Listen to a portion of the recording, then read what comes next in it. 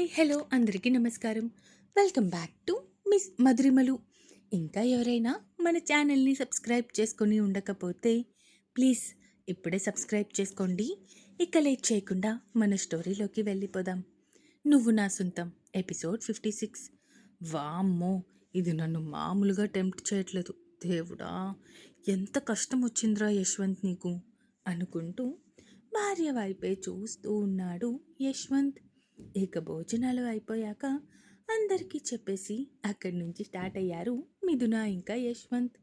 ఎయిర్పోర్ట్కి రీచ్ అయ్యి తమ ప్రైవేట్ ఫ్లైట్ ఎక్కేశారు. యష్, ఫ్లైట్ చాలా బాగుంది అంది మిథున భర్త వైపు చూస్తూ. మీ ఆయనకి నచ్చినట్టు ఇంటీరియర్ డిజైన్ చేయించుకున్నాడు కదా, అందుకే బాగుంటుంది అన్నాడు యశ్వంత్ నవ్వుకుంటూ. అబ్బో, అవునా అంటూ అక్కడే ఉన్న సోఫాలో కూర్చుంది మిథున. మిథునాని పైకి లేపి సోఫాలో కూర్చొని భార్యని తన ఒడిలోకి కూర్చోబెట్టుకున్నాడు యశ్వంత్. యష్, ఏం చేస్తున్నావు? ఫ్లైట్లో ఎవరైనా చూస్తారు అంది మిథున కంగారుగా చుట్టూ చూస్తూ. అంత సీన్ లేదు, ఇక్కడ ఎవ్వరూ చూడరు. నేను ఆర్డర్ వేసే వరకు ఎవ్వరికి రావడానికి కూడా లేదు. అర్థమవుతుందా? మనం మనకి నచ్చినట్టుండొచ్చు. అయినా ఏంటే రాక్షసి, నన్ను మొన్నటి నుంచి బాగా టెంప్ట్ చేస్తున్నావు. అసలు ఏం చేద్దాం అనుకుంటున్నావు అడిగాడు యశ్వంత్ భార్య వైపు చూస్తూ తన ముంగురులు సవరిస్తూ. నేనా? నేనేం టెంప్ట్ చేశాను నిన్ను అడిగింది మిథున అయోమయంగా. ఐస్ క్రీమ్ తిన్నప్పుడు, నిన్న పట్టు చీరలో, ఇంకా చాలా ఉన్నాయి. అయినా నైట్ నేను వచ్చేసరికి పడుకున్నావు కదా దయ్యం. మీ ఆయన కోసం వెయిట్ చేయాలి అని తెలీదా? ఇవన్నీ కలిపి అక్కడికి వెళ్ళాక పనిష్మెంట్ ఉంటుంది నీకు అన్నాడు యష్. అబ్బో, ఆ పనిష్మెంట్ ఏంటి సార్? కొంచెం చెప్తే ఇప్పటి నుంచే ప్రిపేర్ అవుతాం అంది మిథున. సరే సరే చెప్తా, నువ్వు కూడా ఇప్పటి నుంచే ప్రిపేర్ అవ్వాలి కదా అంటూ భార్యని ఇంకాస్త దగ్గరికి లాక్కుని. అంటే మన హనీమూన్ టోటల్గా 7 days కదా, 5 days అందులో నువ్వు నేను మన రూమ్లోనే బెడ్ మీద లాక్ అయిపోతాం. అదే నేను నీకు ఇచ్చే స్వీట్ టార్చర్ పనిష్మెంట్. ఇన్ని రోజులు నాకు స్వీట్ టార్చర్ చూపించావు కదా, నౌ ఇట్స్ మై టర్న్ అన్నాడు యశ్వంత్ మిథున చెవిలో హస్కీగా. భర్త చెప్పిన మాటకి ఒక్క సెకండ్ గుండె ఆగిపోయింది మిథునాకి. ఏంటి, 5 days బెడ్కి లాక్ అయిపోతామా? అంత సీన్ లేదు, ఉండేదే 7 days. 5 days అంతా నీకు నచ్చిన పని చేస్తాను అంటే మనం ఊరెప్పుడు చూస్తాం అడిగింది మిథున. అవన్నీ నాకు తెలీదు, నేను ఆల్రెడీ పనిష్మెంట్ ఫిక్స్ అయిపోయా. సో అమ్మాయి గారు కూడా త్వరగా పనిష్మెంట్ ఫిక్స్ అయిపోతే బాగుంటుంది. అయినా 5 days కూడా చాలా తక్కువే మేడం. ఈసారి ఇలాంటివి ఏమైనా ప్లాన్ చేస్తే ఒక 1 week 10 days కాకుండా ఒక 1 or 2 months ప్లాన్ చేస్తే అప్పుడు సాటిస్ఫైడ్గా ఎంజాయ్ చేసినట్టు ఉంటుంది వెకేషన్ని అన్నాడు చెవి మీద ముద్దు పెడుతూ. యశ్వంత్ పెట్టిన ముద్దుకి ఒక్కసారిగా గుండె దడ పెరిగిపోయింది మిథునాకి. యశ్వంత్ నవ్వుకుంటూ ఒక చిన్న బెల్ లాంటిది ప్రెస్ చేశాడు. అక్కడికి వచ్చింది ఒక అమ్మాయి. తనని చూసి కంగారుగా భర్త నుంచి దూరం జరగాలి అనుకుంది మిథున. కానీ తనకి ఆ అవకాశం ఇవ్వకుండా వెళ్ళి ఒక 2 కాఫీ తీసుకునిరా అంటూ ఆర్డర్ చెప్పేసి తనని పంపించేసి తిరిగి భార్య వైపు చూశాడు. అమ్మాయి వచ్చినప్పుడు కూడా వదలకుండా ఇలా పట్టుకుంటే ఏంటి అర్థం అడిగింది మిథున భర్త వైపు చూస్తూ. తనెక్కడైనా మనల్ని చూసిందా? లేదు కదా. వచ్చిన దగ్గర నుంచి వెళ్ళిన వరకు దించిన తలని ఎత్తలేదు. అయినా ఎత్తినా తప్పులేదులే, మనం ఇద్దరం మొగుడు పెళ్ళాలమే కదా, సో ప్రాబ్లం లేదు అన్నాడు యశ్వంత్ మిథున డ్రెస్లోకి చేతులు పోనిస్తూ. యష్, అక్కడికి వెళ్ళే వరకు అయినా కంట్రోల్ అవ్వు బాబు.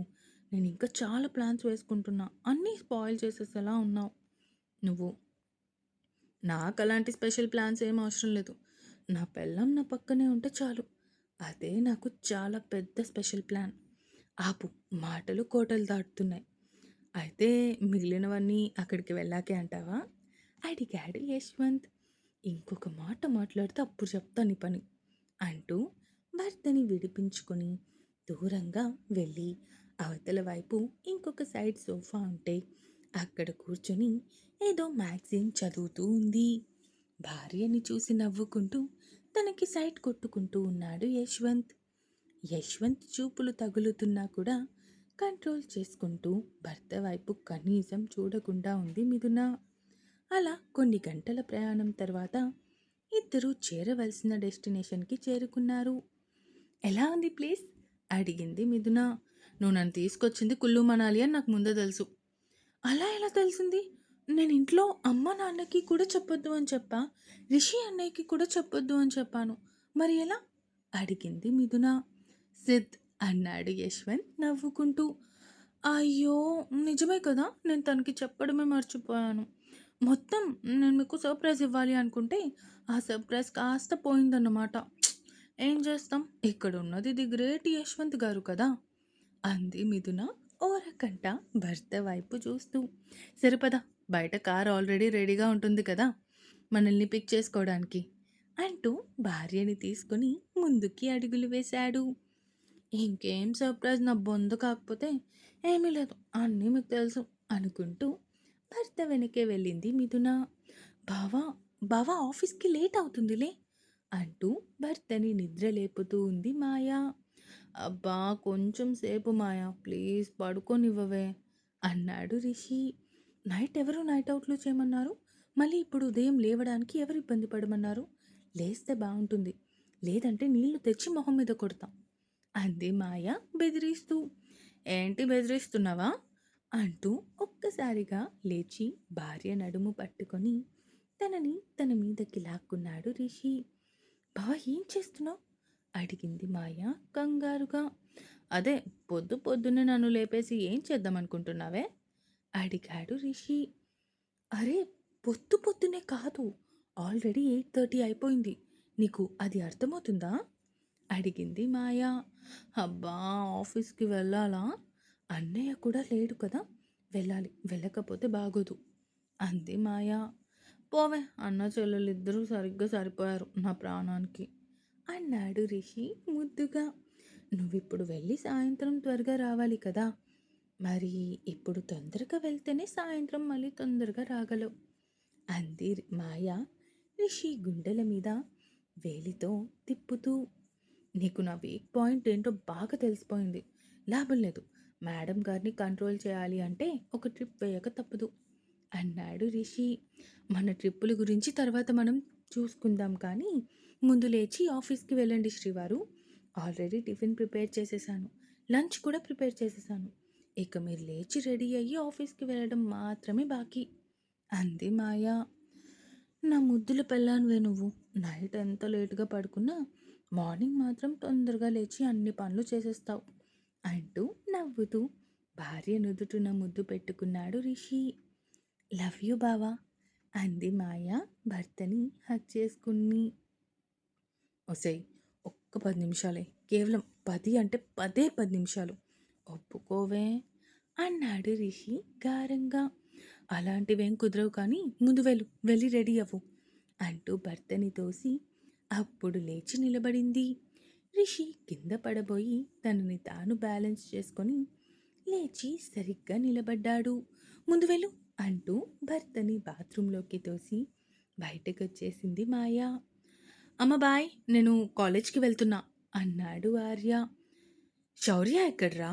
వాడు ఈరోజు కాలేజ్కి రాడంటమ్మా, అది వాడికి కొంచెం హెల్త్ బాగాలేదంట, అందుకే ఇంట్లో ఉండి రెస్ట్ తీసుకుంటాను అన్నాడు, నేను వెళ్తున్నా అంటూ తల్లికి చెప్పేసి గబగబా తన బైక్ మీద కాలేజ్కి స్టార్ట్ అయ్యాడు. కాలేజ్లోకి ఎంటర్ అవుతూనే ఆర్య కళ్ళు ఎవరి కోసమో వెతికాయి. అసలు ఇది ఎక్కడికి వెళ్ళిపోయింది, కనిపించట్లేదేంటి, ఈరోజు తొందరగా రమ్మని చెప్పాను కదా అయినా రాలేదు దొంగ మొహంది అనుకుంటూ ఉండగానే అక్కడికి వచ్చింది ఒక అమ్మాయి. ఏంటి నా కోసమే వెయిట్ చేస్తున్నావా అడిగింది స్నిగ్ధ ఆర్య వైపు చూస్తూ. హాయ్ సిగ్గు, అయినా ఏంటే నేనే ఫస్ట్ రావాలా, నువ్వెప్పుడు లేట్గానే వస్తావా? రేయ్ ఇదే మరి ఓవర్ అవుతుంది, నీకంటే నేను ముందే వచ్చా, అక్కడ కూర్చున్నా, నువ్వు బైక్ ఇక్కడ ఆపావు అంతే అంది స్నిగ్ధ. ఇంకేంటమ్మాయి గారు విశేషాలు అడిగాడు ఆర్య స్నిగ్ధ వైపు చూస్తూ. ఆర్య, ఇంకొక 1 మంత్లో నా చదువు కంప్లీట్ అయిపోతుంది, ఇంట్లో పెళ్ళి చేసేస్తాను అంటున్నారు మమ్మీ డాడీ, నువ్వు ఎలా అయినా వచ్చి ఇంట్లో మాట్లాడవా, నాకు భయంగా ఉందిరా, నిన్ను తప్ప నా భర్తగా ఎవరిని ఊహించుకోలేకపోతున్నాను, నువ్వొచ్చి మాట్లాడకపోతే ఇంకొన్ని రోజుల్లో నువ్వు నా శవాన్ని చూస్తావు అంది స్నిగ్ధ కంటి నిండా నీళ్లతో. ఏయ్ ఏంటి ఆ మాటలు? పొరపాటును కూడా అలాంటి మాటలు వద్దు. నేను ముందు మమ్మీ డాడీతో మాట్లాడతాను. అన్నయ్య వదిన వెకేషన్కి వెళ్ళారు. వాళ్ళొచ్చిన తర్వాత వాళ్ళతో కూడా మాట్లాడతాను. అప్పుడు వాళ్ళని తీసుకొనొచ్చి మీ పేరెంట్స్తో మాట్లాడిస్తాను. ఓకేనా? అన్నాడు ఆర్య స్నిగ్ధ వైపు చూస్తూ. నిజంగానా? అడిగింది స్నిగ్ధ మెరిసే కళ్ళతో. అవును బేబీ, నేను మాత్రం నిన్ను కాకుండా ఇంకొకరిని నా పక్కన ఊహించుకోగలనా చెప్పు. అయినా 3 మంత్స్లోనే పిచ్చి పిచ్చిగా నాకు ఎక్కేసావే. సో తొందరగా పెళ్లి చేసేసుకుందాం అన్నాడు ఆర్య. లవ్ యూ ఆర్య అంటూ అక్కడ చుట్టుపక్కల ఎవ్వరూ పెద్దగా లేకపోవడం చూసి వెంటనే బుగ్గ మీద ముద్దు పెట్టేసి అక్కడి నుంచి వెళ్ళిపోయింది స్నిగ్ధ.